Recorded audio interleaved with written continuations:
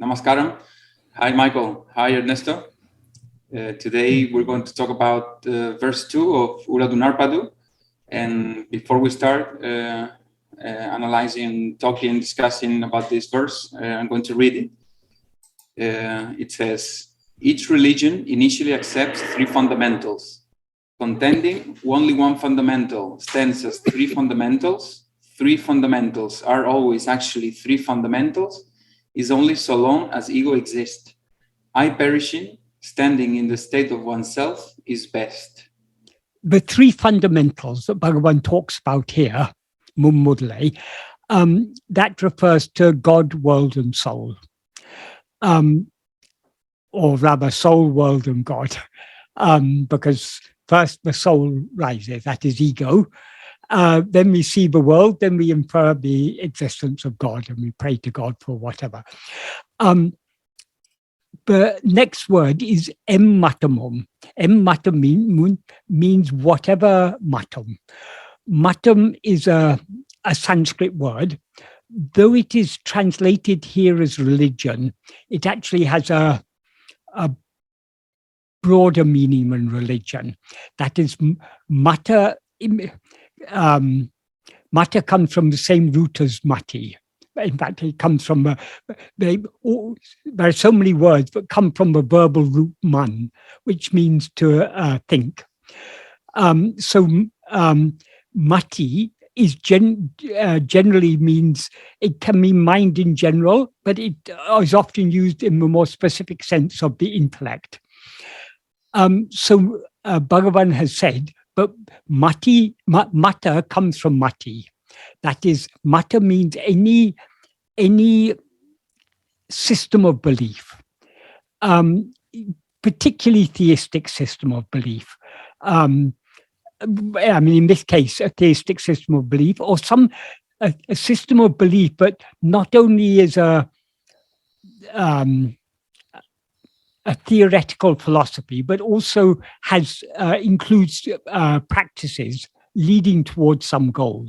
That is generally what is meant by mata. That is how philosophy is understood in Indian philosophy. Philosophy is not just an intellectual exercise. Obviously, the reasoning and the logic and the conceptual analysis, these all have a role to play in philosophy, but philosophy is more than these. Philosophy is about life, about how to live our life. So any deep philosophy also gives guidance on how we should live our life and how we should seek what lies beyond the intellect. So mata is used in the sense here of, you can say any spiritual philosophy or any system of, any theistic system of belief. But even those spiritual philosophies that don't particularly have a concept of God, there's always some third entity. There's ourself, the world, and something that lies beyond these, whether you call it moksha or nirvana or God or Brahman or whatever it is. But in the kaliveṇbā version of this verse, he says, Uḷḷadu Nāṛpadu. Uḷḷadu means the world. Kāra means the doer. That's referring to God as the one who is directing all that is happening in this world. And we means the life or soul. So these are three fundamentals that he's primarily talking about here. But as I say, any spiritual philosophy has some idea about something beyond the soul, that means the subject, and the world, that means all objects. There's something beyond that. That is what is sometimes called God, sometimes called nirvana, sometimes called moksha or whatever. So all such spiritual philosophies all begin with an idea, but there are three fundamentals. so they all accept that there are three fundamentals. Only the materialists will say, oh, no, there's only material things. And they even try and reduce the soul or the mind to matter. They try to explain the mind as being nothing more than the brain. But that is a very shallow view of things, and it's overlooking the importance. It's overlooking the primary. Our primary experience is our own existence. I am, our awareness of our own existence. That is our primary experience. All other things are based on that. So to believe that the world is more real than we are is it's a very narrow and shallow point of view.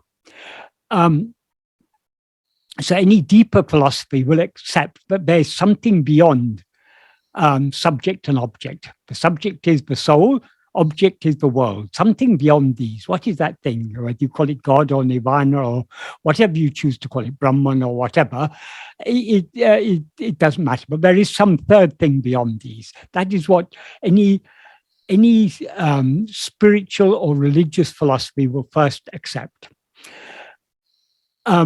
So what Bhagavan says here is simply, in the first sentence, is simply a statement of fact. All spiritual philosophies or religious philosophies initially accept three fundamentals.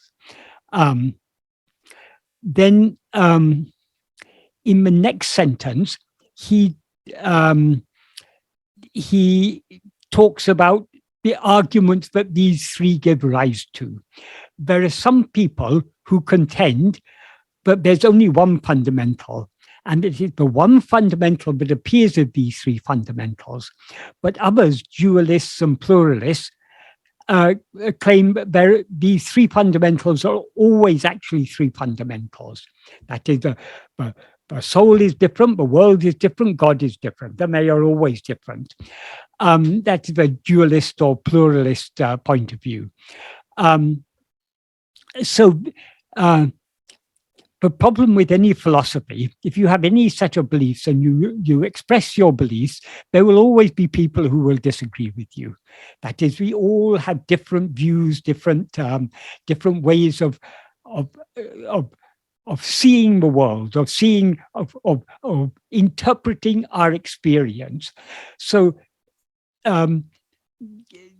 there has never been any consensus among philosophers or among religions or there's never been any consensus of metaphysical beliefs. People believe ultimately what they want to believe. So what Bhagavan is teaching us in this text is Advaita philosophy, according to which there's only one fundamental, but what seem to be three fundamentals is actually just this one fundamental. So it's this one fundamental that is appearing as the three fundamentals. The one fundamental, as he said in the previous verse, tanam avan. He is referring to the one fundamental or one original thing, who is oneself. That means one's own real nature. So that's what Bhagavan is teaching us here, but in Uḷḷadu Nāṛpadu and throughout his teaching. But the point of this verse is he is saying in this sentence, contending only one fundamental stands as three fundamentals, or three fundamentals always are always actually three fundamentals, is only so long as ego exists. What he implies by this is all philosophical arguments, all philosophical disputes can exist only so long as ego exists. That is, only so long as we rise as ego, is there scope for all these philosophical disputes. Why Bhagavan says this here? What he's saying, implying in this verse and in the next verse, he's giving us a warning. That is what he's teaching us in Uḷḷadu Nāṛpadu. This is the deepest Advaita philosophy. Well, this is the purest form of Advaita philosophy, and Advaita philosophy is the deepest of all philosophies. But this isn't a philosophy we are to... A true Advaitin has no problem with anyone who believes anything else, because from the perspective of Advaita, different beliefs are appropriate to different people at different stages of their spiritual development. So if people now want to believe that God is something other than oneself, is always something other, but we can never become one with God, as many theists believe, that's fine, that's appropriate for them, but that is not the ultimate truth. So anyone who is truly following Advaita, that means not just following the philosophy of Advaita, but following the practice of Advaita as taught in Uڵḷadu Nāṛpadu, and well, as taught generally by Bhagavan, will have no inclination to argue with those who disagree with his teachings. That is the vast majority of people in the world. If you tell them about Bhagavan's teachings, either they'll not be interested, or they'll strongly object. No, how can you say the world is just a figment, this is all just a dream, but the world doesn't exist independent of our perception of it? No, they'll argue against it. That's fine. Let them believe whatever they want to believe.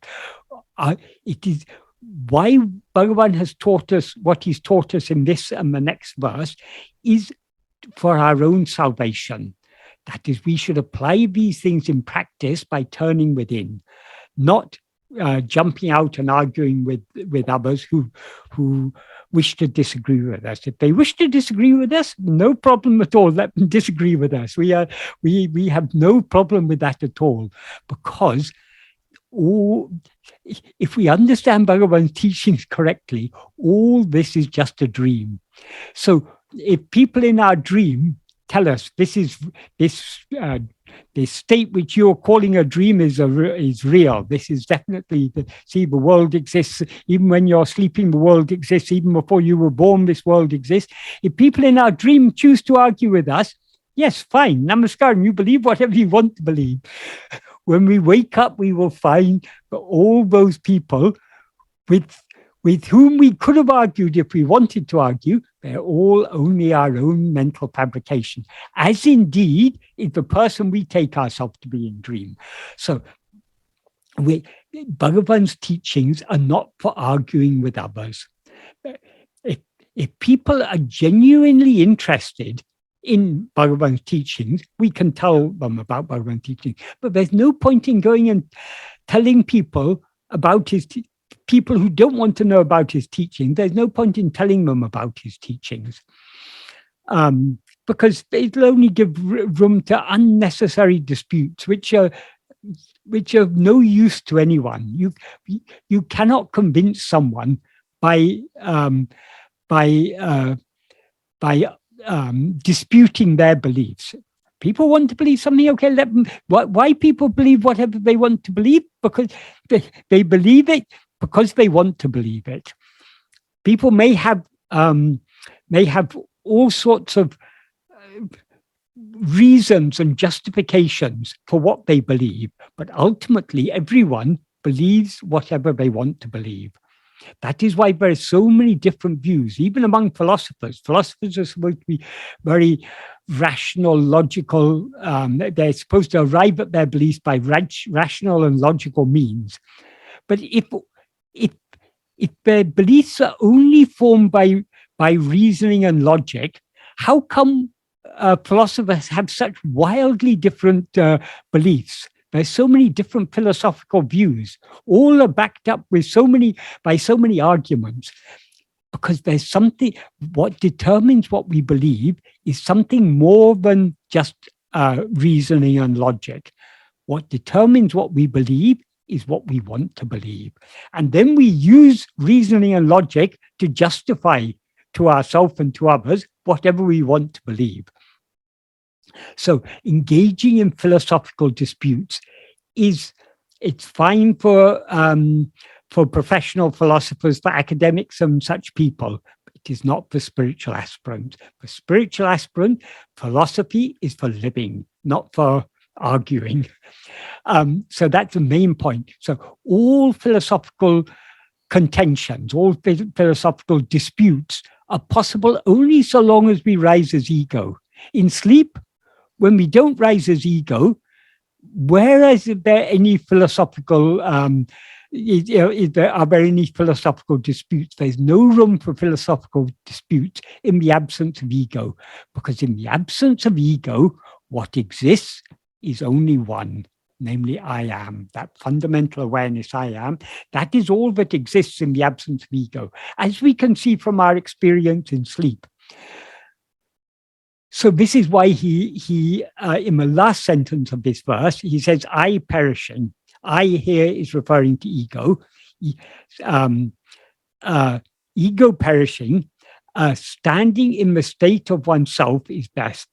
The state of oneself is taṉṉilaiyi. That can mean the state of oneself or one's own state. Niţṛa literally means standing. That is, what he means by standing in the state of oneself is being as one actually is. That is not rising as ego to argue with others, but just subsiding back into the heart and remaining as we always actually are, namely as that fundamental awareness I am. That is best. And Michael, sorry, it's clear that the first intention or aim for us, is to go, to yourself, to stay as the consciousness I am. Yeah.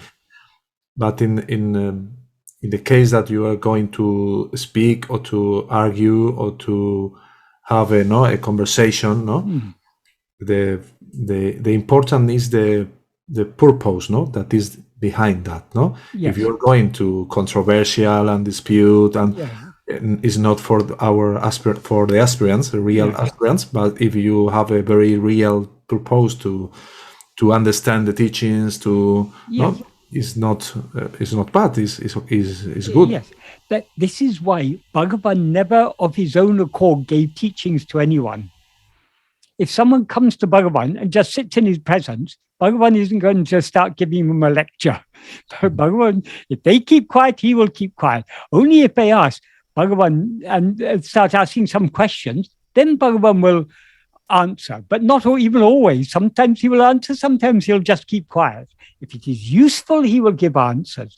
So Bhagavan never of his own accord gave teachings to anyone. All the teachings he's given us were in response to requests from devotees, people who were seeking to know something deeper. When they asked him questions, he gave answers, and he also, in answer to the requests of Shiva Prakasham, he answered questions which became Nana. In answer to the request of Murugan, he wrote songs like Anma Vidde, Upadeshundia, Uڵḷadu Nāṛpadu. Some people, when Bhagavan said that everything that he wrote or everything that he said, it was always in answer to the need of that, in answer to some external prompting. Some people said, "Oh, but Bhagavan, what about Arunachya Aksharamlai, Arunachya Patikam, Arunachya Ashtakam? Nobody prompted you to write these." And Bhagavan said, no, it's not so. Just like you were prompting me to write other things, Arunachya from within was prompting me to write these. I have there's no rising in me to do anything of my own accord. So Bhagavan never sought to give teachings to anyone. It's only because people came to him seeking teachings that he answered their questions. So understanding that, we should understand that it's not appropriate for us to go out and seek to convince others or to convert others or to proselytize Bhagavan's teachings. If people come to us and ask about his teachings and really want to know, then we can answer. If they come to us to argue, namaskaram, okay. You believe whatever you want to believe. We don't want to get involved in arguments. And it's very important to detect, what is the intention, the real intention of the people that come to speak with you.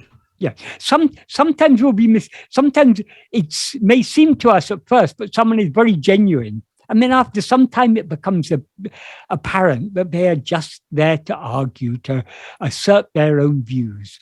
With such people, it's best just to keep quiet. If they want to believe something different, let them believe it. It's their lookout. It's no concern of ours. We could say, Michael, instead of contending with someone, but contending within our mind to understand.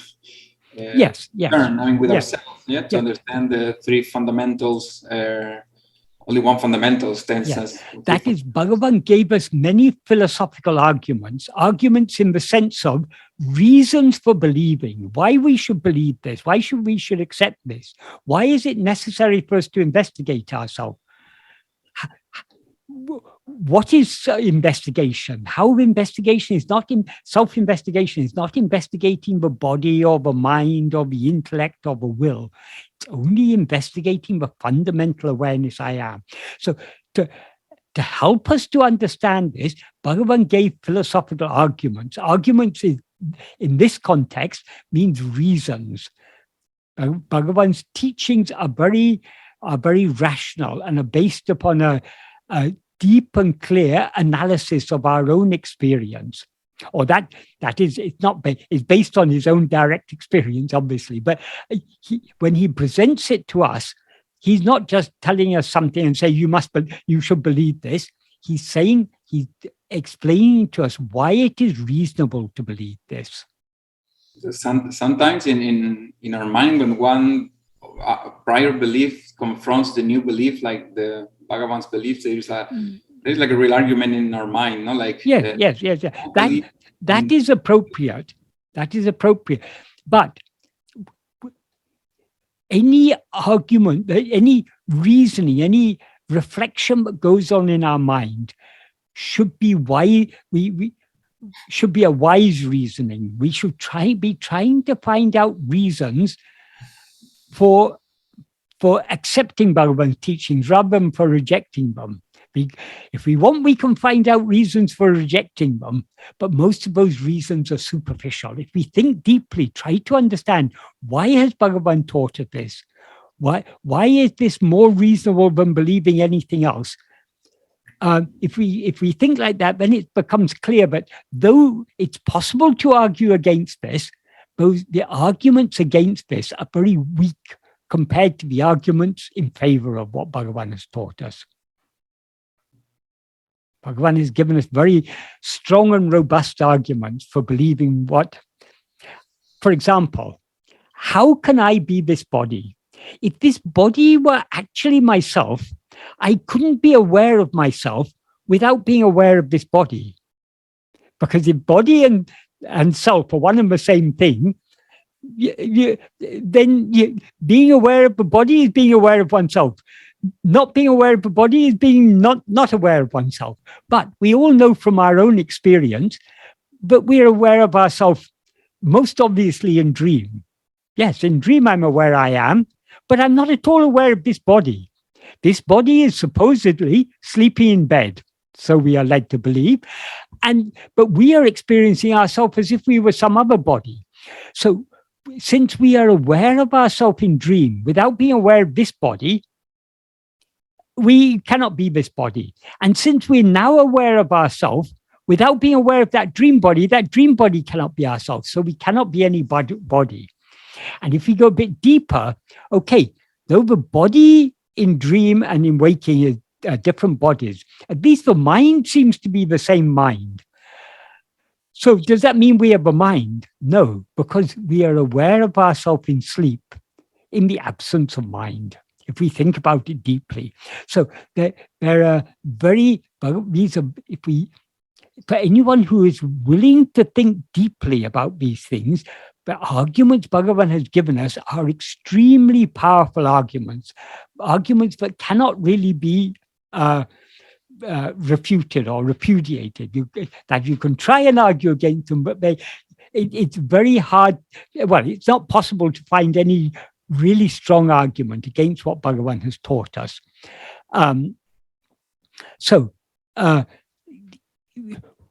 it is, when we are reasoning in our mind, we should be trying to understand. We should not be looking for reasons to disagree with Bhagavan. We should be looking for reasons to agree with him. But that doesn't mean that we shouldn't consider other points of view. Sometimes it's useful to consider other people's points of view, people who may argue against Bhagavan's teaching. Why are they arguing? Understand their reasons, and then we understand the weakness in their arguments, and that strengthens our conviction that what Bhagavan said is true. So it's not that we shouldn't consider other arguments, but our aim is to try to understand why Bhagavan taught us this. Because the more we clearly understand it, the stronger will be our conviction, and therefore the more inclined we will be to turn within and investigate ourselves. I think it's very important to try to not stay very attachment with our point of view about the teachings when you listen to other people, because usually the other people come with this intention to look for controversial, no, and it's very, for me, no, in my case, no, it's very important to be very open and receive all the arguments with the best openness, no? Yes.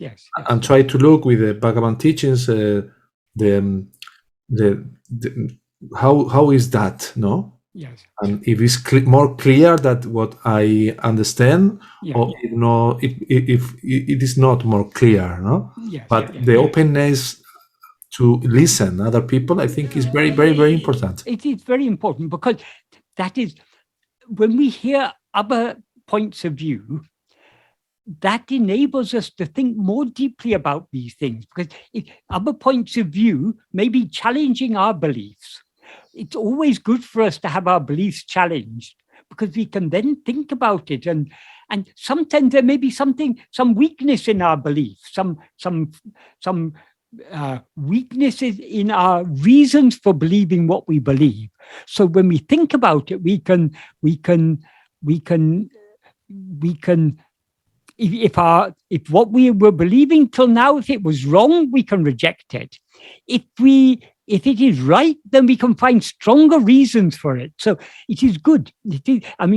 Reasoning about these things, this is what is called manana, thinking deeply about these things. This is important, because if we don't have really strong conviction, if we don't have a clear understanding of why what Bhagavan teaches us is correct, we won't be going very deep in the practice. So a deep and clear understanding will encourage us to go deeper in the practice. But the understanding is a means, not the end. We're not here just to understand. We haven't come here just to learn a philosophy. We have come here to find out who am I, to actually know who am I, to be aware of ourselves as we actually are. That is our aim. So all this philosophy, all this conceptual understanding is useful to the extent to which it encourages us to turn within, to put Bhagavan's teachings into practice by trying to see who am I.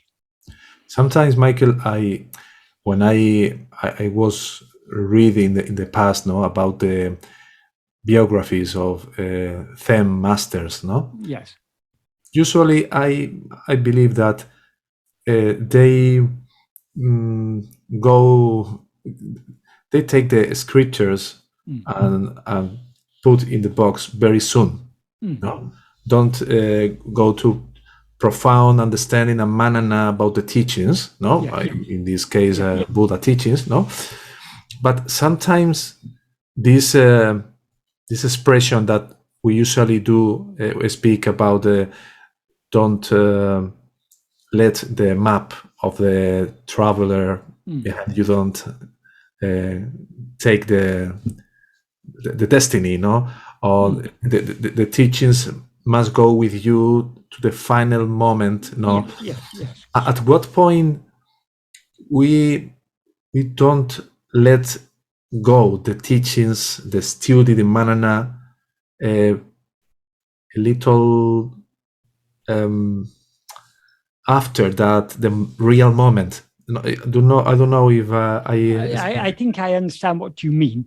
That is, what is the point exactly? Because you can say no, because now I have not absolutely love for myself to stay too many hours in absolutely kaivalya.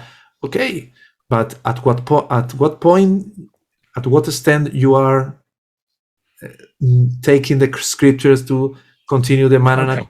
Okay. That is our. We need to remember what our primary aim is. Our primary aim is turning within. In order to turn within, we need to leave behind all the words, all the conceptual understanding. That is, the conceptual understanding points us the direction we should go, but we have to go in that direction. When we go in that direction, we are leaving the conceptual understanding behind. We are doing the actual investigation of who am I. But because we haven't yet, or at least until we have weakened our vasanas to a considerable extent, we will be some of the time turning within, and some of the time our mind will be coming outwards, at least to a certain extent. When our mind comes outwards, it is very useful to either read or think deeply about Bhagavan's teachings, because that encourages us to turn back within. So but having the teachings by our side, or having the teachings in our heart, is very useful up to the final moment, when we turn within deeply enough and subside back into the innermost depth of our heart. Then everything is left behind forever. What remains is what is the whole point of the teaching, the essence of the teaching. What are all Bhagavan's teaching pointing at? What is real is only I am. So when we hold on to I am so firmly, but we thereby let go of everything else, the teachings will, the verbal teachings will go, but the aim of the teachings will remain. That is I am. Mm-hmm. And for example, we say that is the love. The I don't know if in English is fervor, Carlos is in fervor. Yes, we have a same word. The real intense fervor and love, yes. To look very keenly, very intense this I am consciousness. Yes. Or is necessary that you can stay too many hours and add this fervor and this love to moksha? Is necessary the two elements? Too many times stay all in kaivalya with fervor and love, or only is necessary the big love and big intense only for one moment, and maybe in the past you only stay 2 or 3 hours in this self-attentiveness? Bhagavan, in this life, he did Yatma-vichara for just one split second, and thereby he merged back in his source.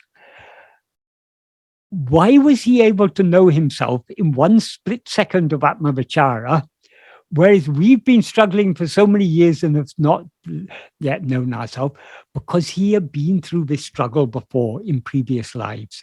Bhagavan himself said, but even there's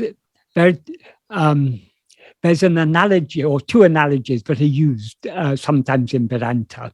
One is called Markaja Nyaya and Majjala Nyaya.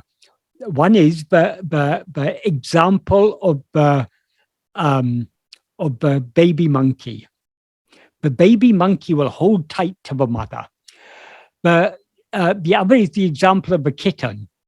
The kitten can't hold on to its mother, so it'll just go meow, meow, meow, and the mother will come and pick it up in her mouth by the scruff of the neck and carry it to a safe place. So Bhagavan said at one time, those who in this lifetime have seemingly effortlessly reached the goal in accordance with the principle with the kitten principle are those who in previous lives were strenuously striving according to the monkey principle. That is, it is necessary for us to struggle in this path. Nobody can succeed in this path without a struggle, because the natural flow of the mind is to go outwards. The natural direction in which the mind goes is outwards, because, as Bhagavan says in verse 25 of Uḷḷadu Nāṛpadu, grasping form, it comes into existence. Grasping form, it stands.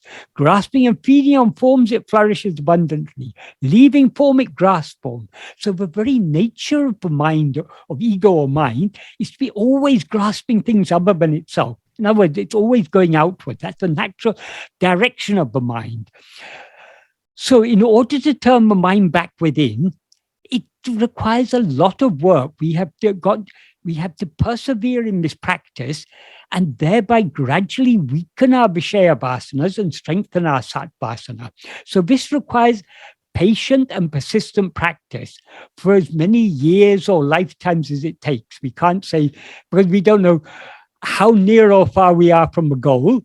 Not that we are ever actually away from the goal, because we are that, but in terms of the degree of purification that is still required, we don't know how near or far we are. All we know is that the direction in which we need to travel is inwards. So we need to keep on trying more and more to look within. As we do so, we are gradually weakening our Vishaya vasanas and strengthening Satvasana. This is a process everyone has to go through. This is a process, but that ego that was born as I am Venkataraman, that ego would have gone through this process in previous lives. Because it had gone through this process in previous lives, when that intense fear of death came, it was that soul was mature enough to turn within and merge forever back into its source. And then what then remained is that ego is finished forever. What then remained is shining through the body, but was previously Venkataraman, was our own real nature, called Bhagavan Ramana. I think that there are, I don't know to say to many people or some people, no, that if really work in his life to stay self-attentiveness in the moment of the death of the body, became jnani, and anyone knows, no? Yeah. It is generally said death is a very favorable moment for spiritual aspirants, because why we are unwilling to turn within, because of our attachment to this body and everything else. So at the time of the death of the body, we are being forcibly separated from this body and from everything else we hold dear, our relatives, our friends, our learning, our wealth, whatever we may have acquired in this life. We have to say goodbye to it all at the time of death. So because of that, because we reach a point where we anyway have to give up all these things, that is a very favorable moment to turn within and merge back in our source. But only those who have been sincerely following this practice, trying to go deeper and deeper within,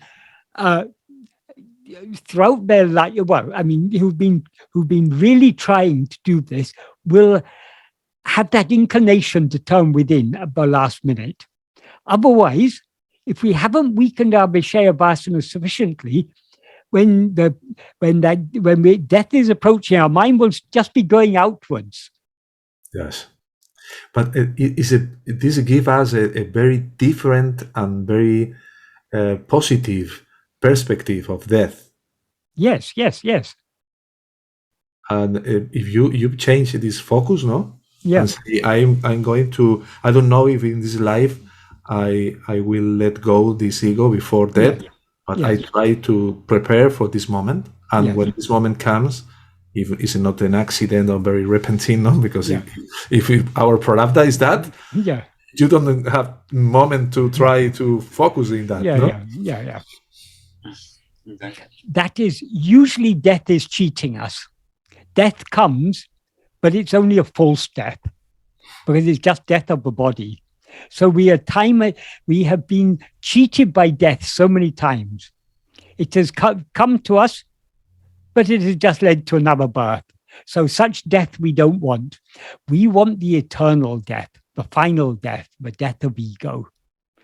That is the only death that will not cheat us. All other forms of death cheat us, because we come back again and again. Mhm. And Michael, Sleep is a type of death. That is, the mind dies in sleep, but only a temporary death, because it comes back again. So we want the permanent death. The permanent death is the death of ego itself. would you say, Michael, that talking about foundations of belief systems and so on, because, well, we consider that maybe in Christianity or Buddhism or so, maybe they had the same message, the original message or something. Yeah. Would you say that, or where other religions have gone astray, so to speak, from the original message, is because they failed to point out what ego is, because it's so fundamental in Bhagavan Sri? Yes. Well, let's not blame the religions. We have gone astray, failing to understand it, because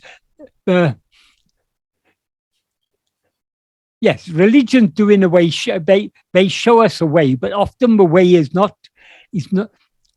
that is, religion generally is showing us the way to intermediate goals, not to the ultimate goal. In fact, many religions, they strongly deny the ultimate goal. The ultimate goal is death of ego.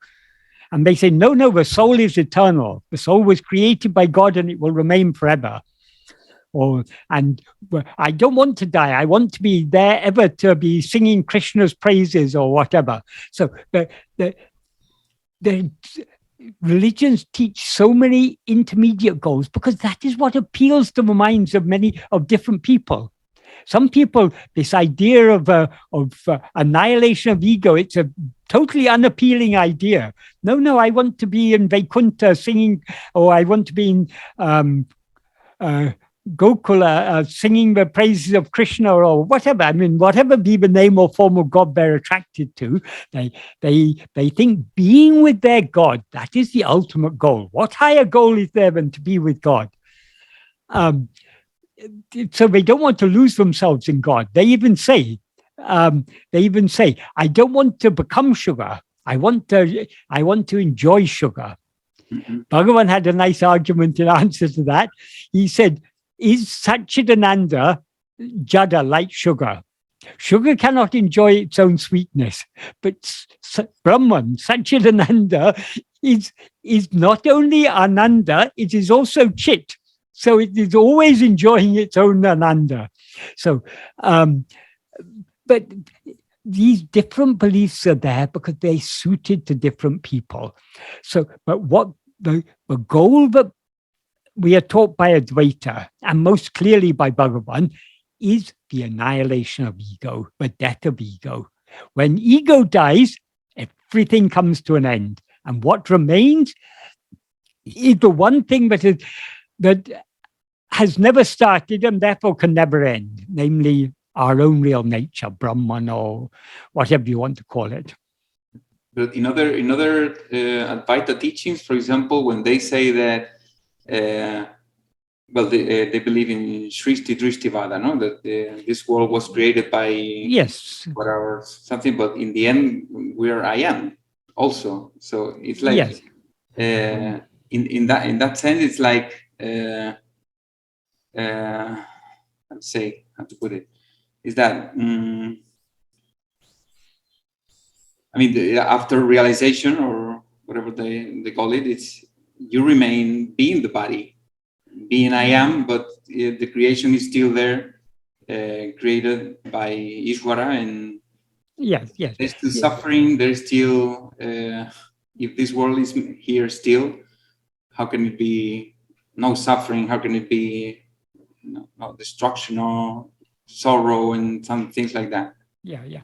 That is, even Advaita, there are different, it is explained in different ways, because if Bhagavan has given us the deepest explanation of Advaita, but that will not appeal to many people.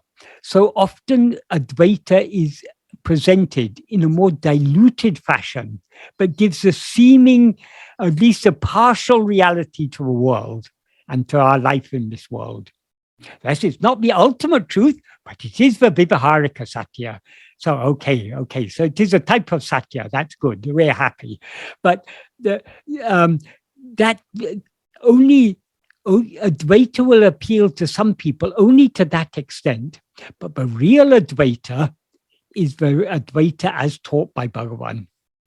That Bhagavan also sometimes used to present things in a more diluted way according to the needs of people. But if we go to the heart of his teachings, to his own original writings, works like Uڵḷadu Nāṛpadu, then we can understand Advaita in its purest and most undiluted form, most radical form.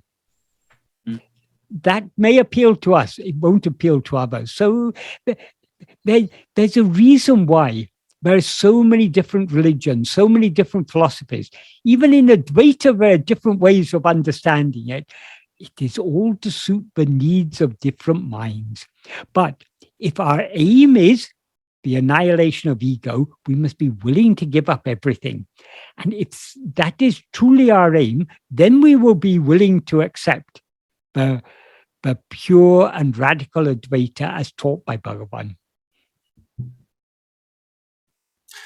Yeah, because how in the past, in the different rishis, when they give a diluted version of the radical version, because they looking for the aspirant try to understand a little by little by little. Yeah.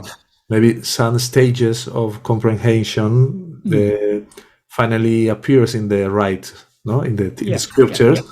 And the people say, no, Gaudapada said that, no, the Katha Upanishad said that, no, or the Mandukya said that, no. And is a moment in the history, when this rishi give the level 4, for example, no, we came to the level 1, of the radical, is in this moment, no. Yes, that is a clear example of this is the Upanishads.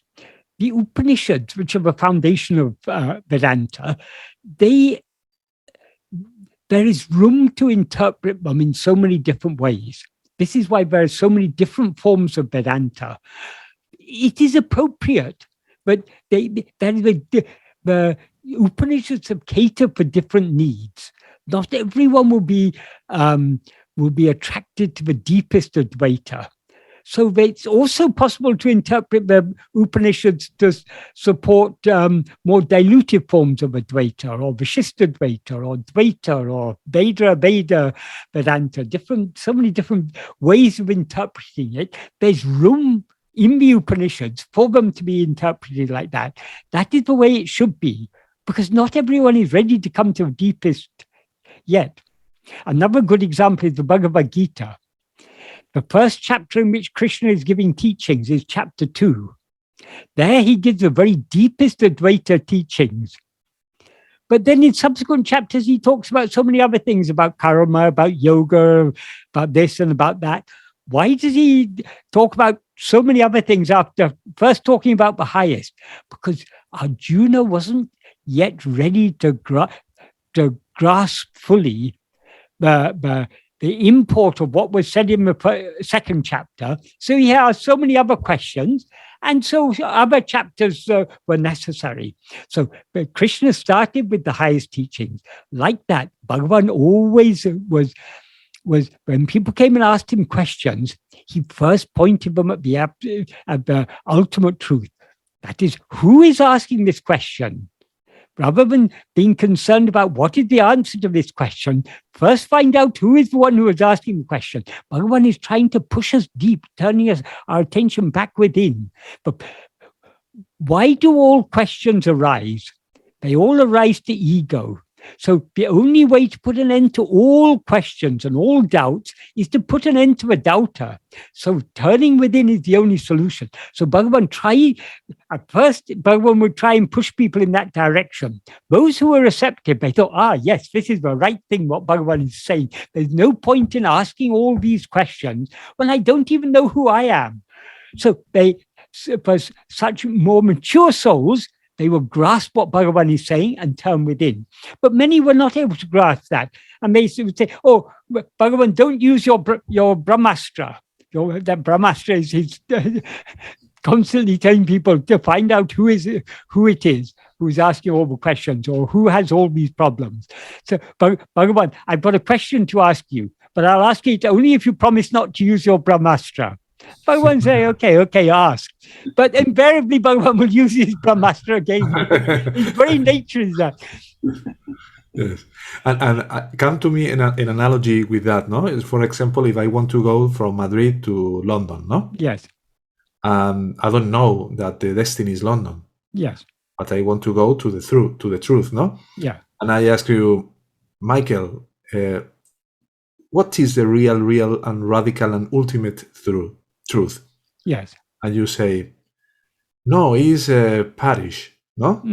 Yes. If you don't tell me that is London, the ultimate truth, I became to believe that Paris is the final destiny. Yes. And I stay there trying to defend that is this the ultimate truth and try to believe that is the ultimate truth. And after you say, no, 10 kilometers more to London, no? This stage, no? For this, I think that is the best, no? What Bhagavan said. Bhagavan himself said, it's always best to give the highest, the truest first. Then if people are not ready to accept it, you can come down to their level. But if you start by giving the more diluted truth, sooner or later you're going to have to tell them, no, this isn't the final. There's something more than that. So first point them at the ultimate. Then if they're not willing to accept that, then you can come down to their level. Yes. That was the natural teaching mode of Bhagavan. It is also, if we read the Gita properly, we can see that is the natural teaching mode of Krishna. For first, Krishna said, why do you worry about all these people you're going to kill? They've already been killed by me. That is, that when their time comes, they're going to die. So death is certain for everyone. But death is just like leaving a shirt. Whatever is born is going to die. If you change your shirt, it's no big deal. Changing the body dying and a new body will come. It's no big deal.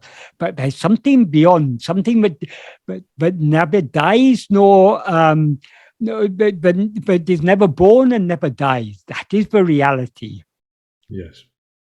And do you remember, Michael, that in the last meeting we was speaking, you was speaking, no, about this question that some person asked you about Nisargadatta and the confusion between. Yes. I try to. I think that Nisargadatta, when he said, "I am the," in Spanish is eseidad, is thatness. No, I think that's in English now. He really referred to Chidabhasa.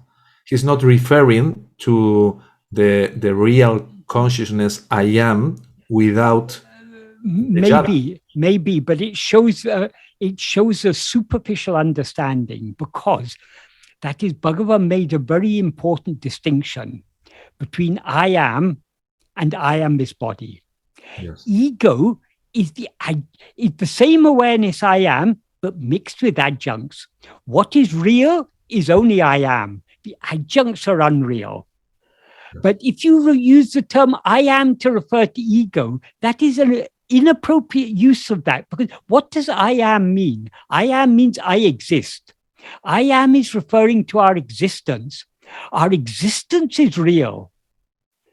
What we take ourselves to be is unreal. Yes. The fact that I am is real. But the fact that I am Michael is the falsity. Absolutely. When he said Parabrahman, or the absolute, he's referring to this stay in the consciousness I am without the adjuncts. Yes, but the very fact that the way he uses the language Yes. suggests that he doesn't really have a very deep understanding. Because that is one of the most important aspects of Bhagavan's teaching, is this distinction between I am and I am this body. Yes. It's the same I am, but I am on its own, that is the pure awareness. I am this body, that is the adjunct mixed awareness. That is the root of all problems. If we remove that adjunct mixed awareness, the pure awareness alone remains. So the term, these are not just arbitrary terms. You can't change the meaning of I am. I am has its own clear meaning. I am means I exist. So if you deny the existence of I am, you're denying your own existence. So that's why Bhagavan made this very important distinction between I am and I am this body. That's the way. So Bhagavan is far more logical, reasonable, and most important of all, it is more practical. Because if you say I am is unreal, then what are we to hold on to? I am is the only element of our experience that is real. The way it is presented by Nisargadatta is conducive to confusion. No, I think it is. But if I'm not here to judge Nisargadatta's state, but based on his teachings, I would say if he had a clear understanding, he would have taught more clearly. Yeah. When someone talks explains things in a confused way, that shows there's a confused understanding. There's a lack of clarity, a lack of discrimination there. Yes. And when he say, for example, no, don't worry, I can smoke and I can eat meat and all of that, no? Because I'm not this body now, I'm the absolute. If he is not the body, then he's not smoking, then he's not eating meat. To say I can eat meat means he's taking himself to be the body. Yeah. There's a contradiction there. Yes. And I'm saying this not and it's not a good example for the people that is in the stages very intermediate. No? Yes. So these people with a superficial understanding of Bhagavan's teachings jump to the conclusion that what Nisargadatta is saying is the same as Bhagavan. That shows how poor their understanding of Bhagavan's teachings actually was. Because if they had a clear understanding of Bhagavan's teachings, they would clearly see the difference between what Bhagavan is teaching and what Nisargadatta is teaching. Yeah. No, because those who had a clear understanding of Bhagavan's teachings wouldn't go to Nisargadatta. Those who went to Nisargadatta, because they didn't have a clear understanding of Bhagavan's teaching, they didn't challenge him. They were always letting him challenge them, but nobody challenged him. How can I am be unreal? How can there be anything beyond I am? If it's beyond I am, then we can't go there, because how can we go beyond I am? We cannot go beyond our own existence. So the whole thing it's all very, the thing is, Advaita has been, in various forms, has been there in India for thousands of years. But there's so many different, people have so many different understandings of Advaita. As far as I'm aware, the sampradaya to which Nisargadatta belonged was not even a particularly Advaitic sampradaya. They may have mixed in some Advaita teachings, but they had their own beliefs and everything. So it is not the same as Bhagavan. Only a person with the most superficial understanding of Bhagavan's teachings will think that what Nisargadatta is saying is the same as Bhagavan. That's the way also Uڵḷadu Nāṛpadu starts in the first Mangalam verse, no? If what exists were not, yeah? Yes. And Without what exists, it's only I am. Bhagavan says, there is nothing else. I mean, there can be anything beyond that. Yeah, it's see what Bhagavan says in verse 23 of Upadesha. Because of the non-existence of any awareness other than what exists, to know what exists is awareness. Awareness exists as we. So Bhagavan is affirming that we are what actually exists. Yeah, that's like the proof that, we exist. Bhagavan's teachings are so simple, so clear, so logical, whereas Nisargadatta is full of confusion. And I think also one thing that Nisargadatta, or the other day you were talking about Papaji in our meeting, or they don't the thing. Well, I read Nisargadatta like you, not in depth, but as far as I'm aware of it, and he doesn't mention anything like vasanas or something that so basic or so yes. It's so important, so central in the teaching, because our attention is going outwards. It's just like the practice is going there, but without taking into account what vasanas are. Or Bhagavan's teachings are so practical, whereas as far as I'm aware, nobody has expressed Advaita in such a deep, simple, radical, and practical way as Bhagavan. And complete, no? Because and complete, yes. Complete, because say, okay, you want to go with the japa, no, the sadhana, because you don't want to attend yourself, or you think that you can't, no, perfect, no, complete. Yes. Yeah. So would you say, Michael, that the two talking about foundations, or if Bhagavan's teachings had foundations at all, would you say that they are two focuses are ego and its vasanas, ego and its vasanas, understanding what is ego and what its vasanas are and how they function? Yeah, I mean, understanding the nature of ego is important. That is, but Bhagavan has summarized the nature of ego in verse 25 of Uڵḷadu Nāṛpadu. There he's given all that we need to know about the nature of ego. Of course, to understand that verse, we need the other verses of Uڵḷadu Nāṛpadu, but the essence of all of Bhagavan's teachings is contained in that verse 25 of Uڵḷadu Nāṛpadu. Because what is he saying there? Grasping form, it comes into existence. Grasping form, it stands. Feeding on form, it flourishes abundantly. Leaving form, it grasps form. What do we have to infer from that? The very nature of ego is to grasp form. So where do the Vishaya vasanas come in? Because since the ego's nature is to grasp form, its inclination to grasp form are what are called Vishaya vasanas. So they are the obstacle. Since the nature of ego is to grasp form, so long as we continue grasping form, we are nourishing and perpetuating ego. What does it mean by grasping form? Form means anything other than ourselves, anything that can be distinguished from any other thing.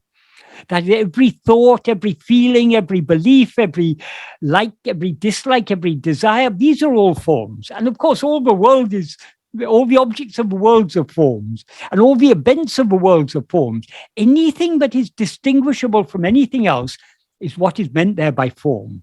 So in other words, anything other than ourselves. So the nature of ego is to be always grasping things other than itself. But if instead of ego itself is a formless phantom, it's got no form of its own. So if it tries to grasp itself, it will subside and disappear. Tedinal otum pidicum. So Bhagavan in that one verse has revealed the essence of the whole of Vedanta, because that is why is Vedanta necessary? What Vedanta teaches us is there's one only without a second. Fine, then no problem. One only without a second. Why is Vedanta necessary? Because there seems to be more than one only. Why does there seem to be more than one only? In order to find out the answer to that, we first need to consider, to whom does there seem to be more than one? Right? To whom does all this multiplicity appear? Only to ego. So ego is the root problem. And ego is a false awareness of ourselves. So ego is avidya, ego is maya, because instead of being aware of ourselves as just I am, we're aware of ourselves as I am this body. That is avidya, that is ajnana, that is maya. So how to get rid of that? We need to, we cannot get rid of samsara, we cannot get rid of maya, we cannot get rid of avidya without getting rid of the one to whom all these seems to exist. To whom all these seem to exist. That is ego. So Bhagavan is going to the very, very heart of it, the very root of the problem. So if we understand that the root of the problem is ego, and the nature of ego is to always grasp things other than itself, but to subside and dissolve back into its source by grasping itself, therefore, what is the way to liberation? Only self-investigation, only turning the mind within and trying to hold on to that fundamental awareness I am, which alone is what is real. So if we really understand Bhagavan's teachings, all these other things that people say, oh, this is the same as Bhagavan, this is the same as Bhagavan, it is clear that they are not the same as Bhagavan. Bhagavan is far, far deeper, far, far more radical, and far, far more practical. That's the most important thing of all. Because what is the use of Vedanta? If Vedanta isn't practical, then it's of no practical value whatsoever. Vedanta, if we understand it correctly, it is extremely practical. But the practical implications of Vedanta have nowhere been made so clear as in Bhagavan's teachings. You mentioned before, Michael, the word belief. Yeah. One thing about belief, like, because when we have the belief, like the world is a dream, no? Yeah. It's like a dream, no? That they call, I think they call it like empirical reality or something in other Advaita. So we have this belief, no, that Bhagavan teaches us. Yes. So this belief, the belief that the world is not a dream, is not that we are. It's experiential. It's not that we are saying, "Oh, this world is real," every time that, every day, you know, like. Yes. So the belief that the world is not a dream is intrinsically to ego, and the nature of ego. Yes. Because we have to live up to it, to the world, the belief that the world is a dream to a certain extent. Practicing and going inwards and so on. Live up to it the most.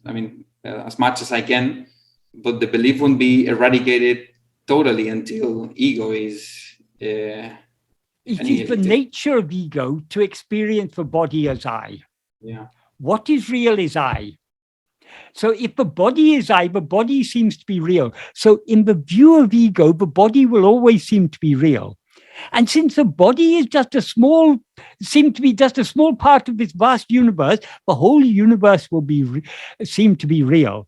So ego can never, it will always seem to ego, but what it is currently experiencing, the body and world it is currently experiencing, will always seem to be real.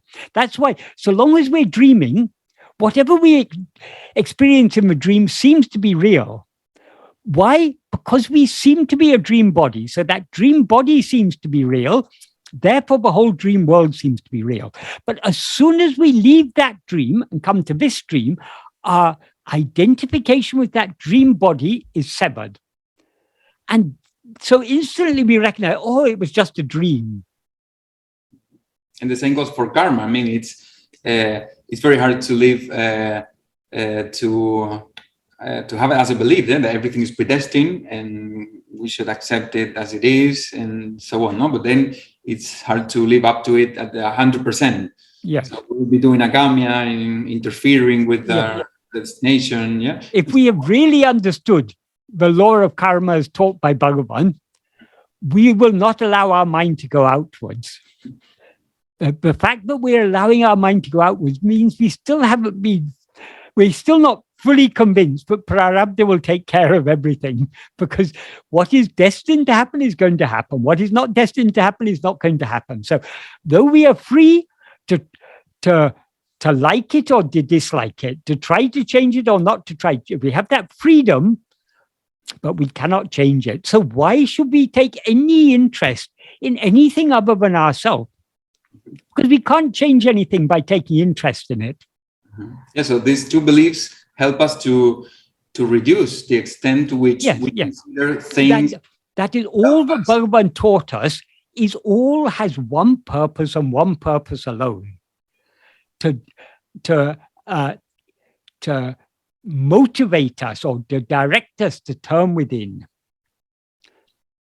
So all of Bhagavan's teachings have practical implication.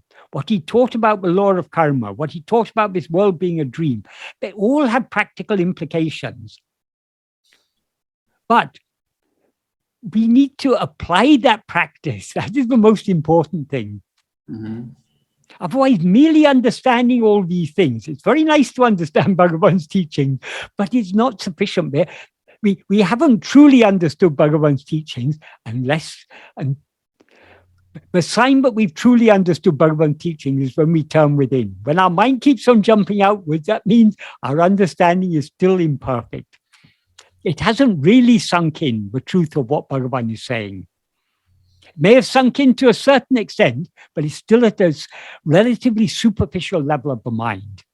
It needs to sink into the very bottom of our heart. And it will sink into the very bottom of our heart only when we sink into the bottom of our heart by turning within. So the deeper we go within, the deeper will be our conviction in the truth of Bhagavan's teachings.